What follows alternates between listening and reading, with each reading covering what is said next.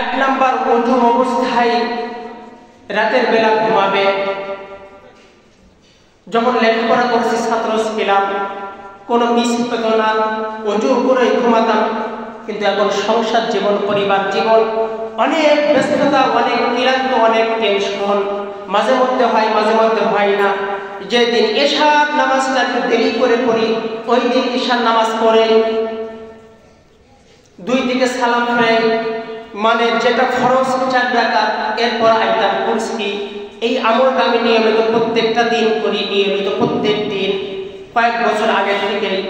আর শোয়ার সময় সূরা মুলক পড়তে পড়তে ঘুমিয়ে যাই।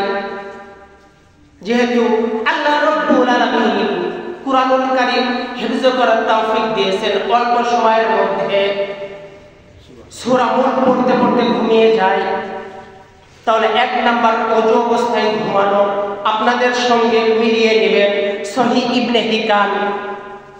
2 নাম্বার নামাজের জন্য মসজিদে এসে যারা অবস্থান করবে আগের থেকেই, কখন জামাত দাঁড়িয়ে যাবে একটু আগে আগে আসার চিন্তা ভাবনা করতে হবে। সাহাবীদের ব্যাপারে একটু বলি।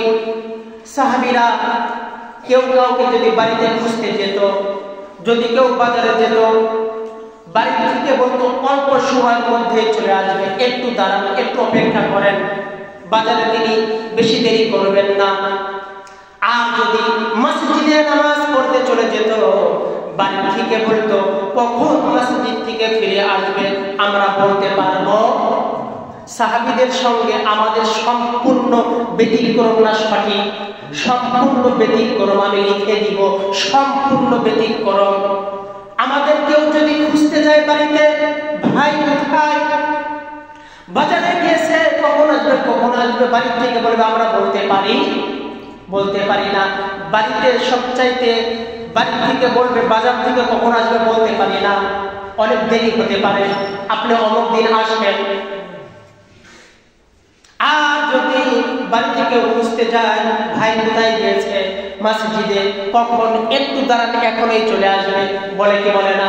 সাহাবীদের জীবনের সাথে আমাদের জীবনের আমলের কোনো মিল, সম্পূর্ণ ব্যতিক্রম। হঠাৎ 2-1 জন থাকতে পারে, সংখ্যায় অনেক কম। বাজারে গিয়েছে কখন আসবে জানি না, মসজিদে গিয়েছে একটু দেরি করেন এখনই চলে আসবে। আর সাহাবীরা বাজারে গিয়েছে একটু দাঁড়ান এখনই চলে আসবে, আর মসজিদে গিয়েছে কখন আসবে এটা আমরা বলতে পারবো? সাহাবীদের জীবনের সঙ্গে আমাদের জীবনের মিলাতে পারি নাই।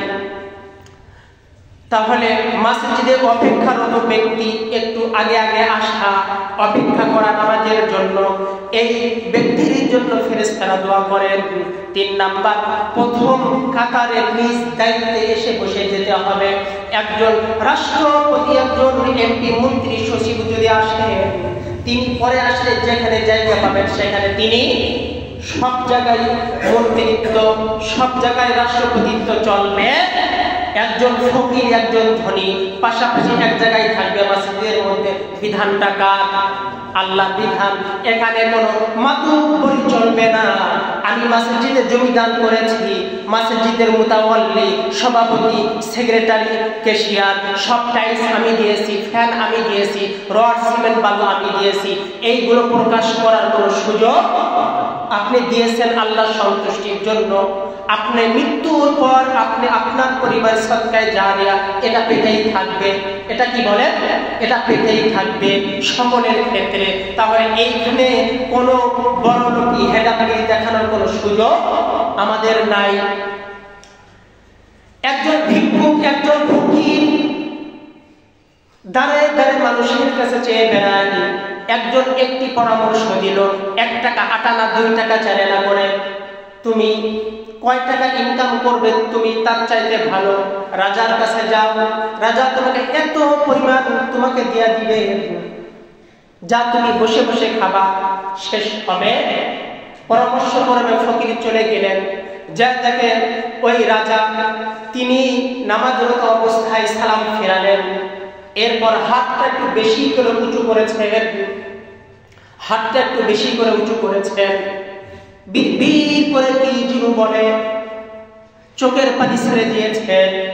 ফকির পিছন থেকে প্রত্যেকটা দৃশ্য দেখছে। মুনাজাত সম্পূর্ণ, ফকির চলে যায়। রাজা বলে দাঁড়াও, চলে যাও কেন, কি হয়েছে, কি জন্য এসেছিলে বলো। বলে যে না দরকার নাই, না দরকার নাই।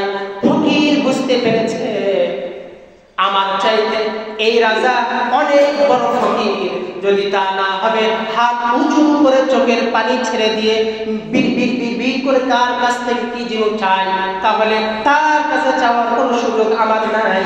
তিনি যেইখানে চেয়েছেন রাজা, আমিও সেইখানে চাবো, জোরে বলুন সুবহানাল্লাহ।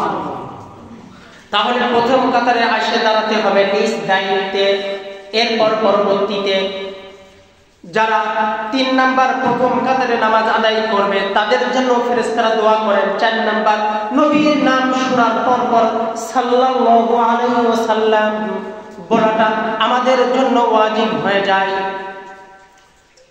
মসজিদে অবস্থানরত ব্যক্তির কথা বলেছি, সহিহ মুসলিম ৬১৯ নাম্বার হাদিস।